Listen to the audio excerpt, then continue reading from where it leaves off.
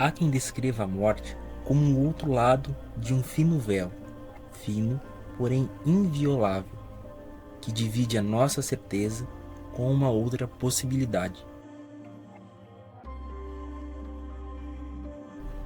Mas há quem conte sobre a proeza de ter atravessado essa linha tênue e que por alguns instantes experimentou o outro lado. A EQM, da abreviação Experiência Quase Morte, é um fenômeno ainda estudado pela ciência.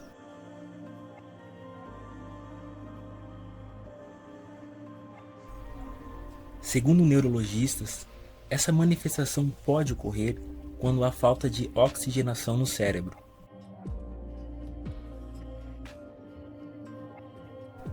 Como no caso da professora Vera Lúcia Gross, que sofreu 2 infartos e encontrou do outro lado pessoas que amou neste mundo. É aquela lá que vai ser difícil achar. Ô, Ellison, pega aí aquilo ali pra mim. Isso aqui fui eu que pintei.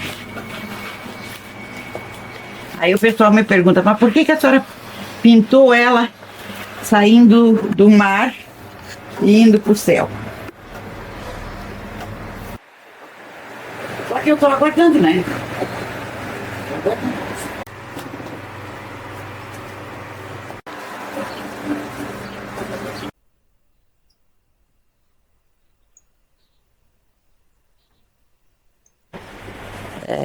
Graves, eu tive 2. E mais leve, assim, de quase ir, eu tive uma. Foi no ano de 1990, 96, no dia 11 de abril, apesar que tem uma parte de 2 dias antes que eu não lembro.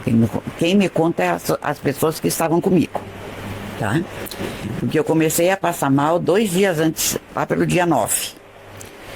Aí me levaram no posto, foi feito elétron, e aí a médica disse que eu não estava infartando, né?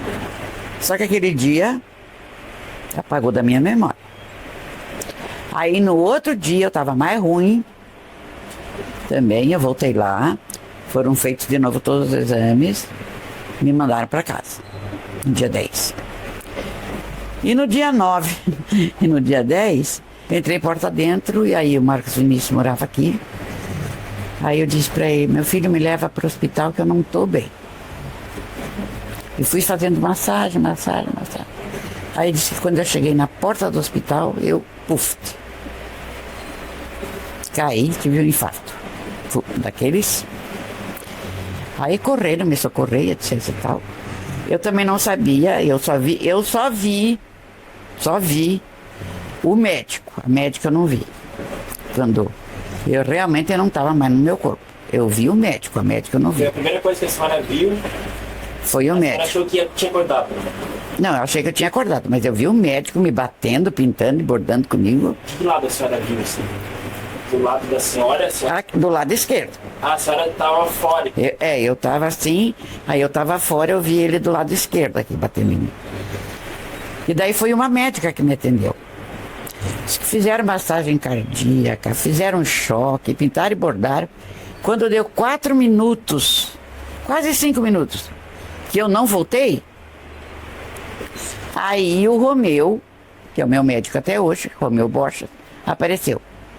Ele estava no hospital, chamaram ele. Mas, ele me deu cada soco. Primeiro ele me deu um soco bem... Aí ele pegou aquele aparelho de choque. Foi aumentando. Quando deu 10 minutos e 20 segundos, eu... Mas quando voltei. A senhora fala deles, a senhora estava vendo eles? Estava vendo eles. Do lado deles. Do lado deles. Deitado no chão.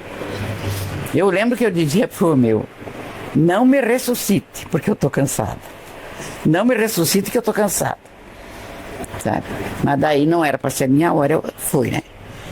Aí eu tive um infarto. Eu fiquei 30 dias em coma. Num colchão de água. Aí me enchiam de bolsa de gelo. Essas bolsas de gelo era para descer a minha temperatura e eu não precisar de tanto oxigênio no cérebro.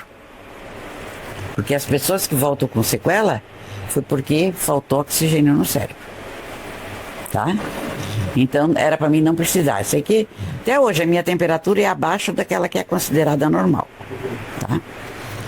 E durante esses 30 dias,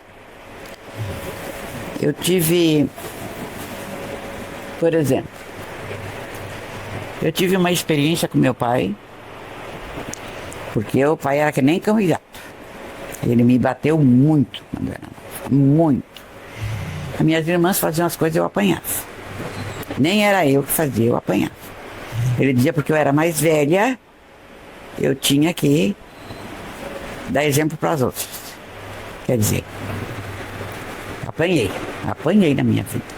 Eu que tinha que cortar lenha pro fogão, eu que tinha que cortar lenha pro forno, eu que tinha que consertar o que estava estragado, eu que tinha que lavar as roupas do frigorífico, era tudo eu. Mas agora já foi.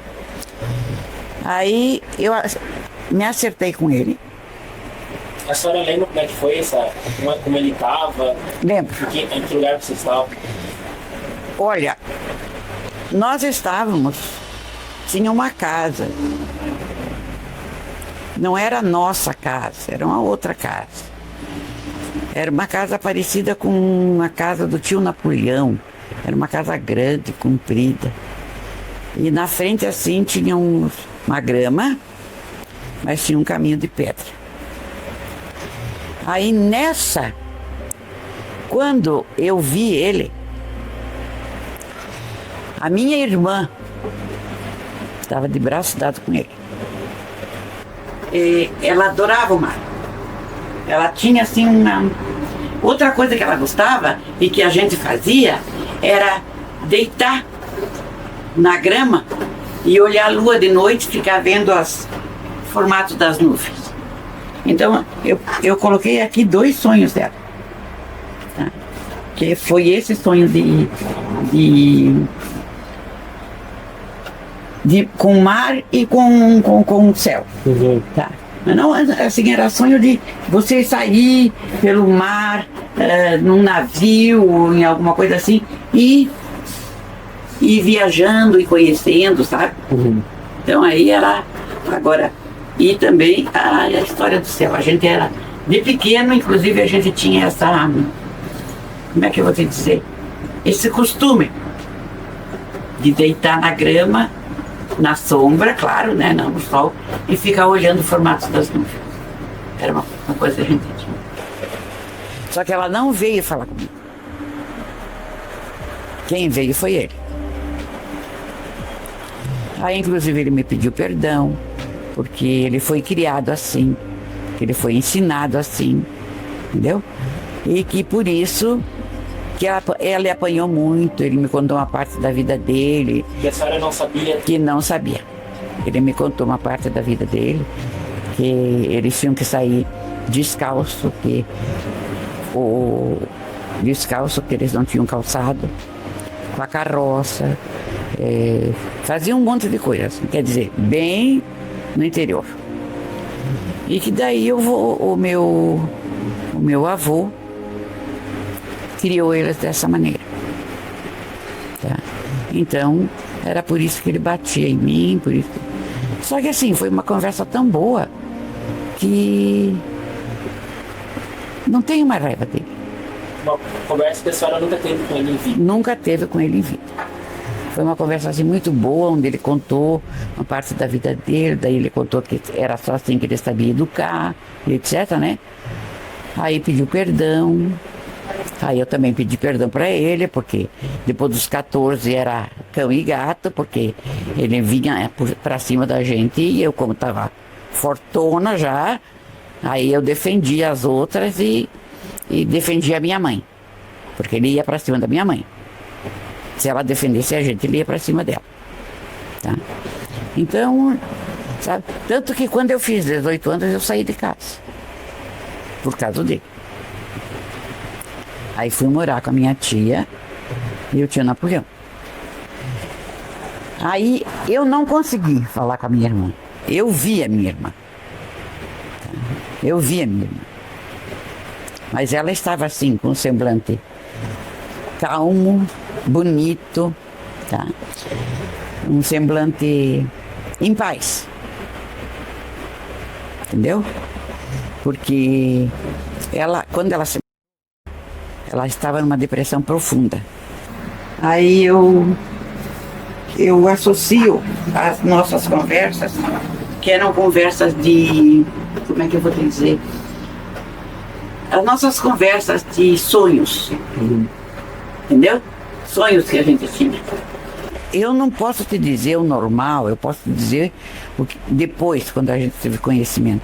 Porque ela morava em Chapecó e eu morava em Ceará. Ela tinha quantos anos quando te deu a 33.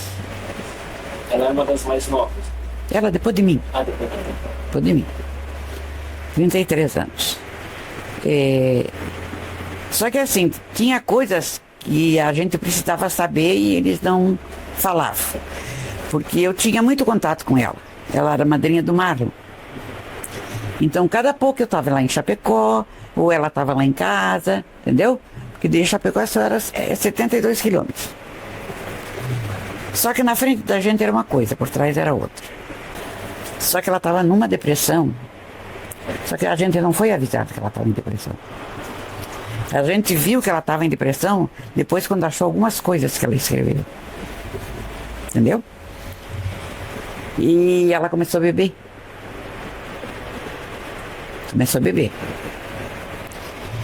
Só que no dia que ela morreu no dia 6 de dezembro. Dezembro para mim é um terror. 6 de dezembro. Ela tinha ido de manhã fazer o cabelo, fazer as unhas. E aí disse que ela chegou em casa assim e disse pro Valmor, marido dela: "Você não sabe quem eu encontrei hoje." Ele disse: "Eu não faço nem ideia." Aí ela disse: "Mas eu vou ver essa pessoa hoje à noite." Ela tomou banho, bem cheirosa, uma camisola bonita. Eles tinham arma lá, porque eles tinham uma lanchonete chamada Baitacão. Eles tinham arma lá e ele não viu que ela pegou a arma. E saiu.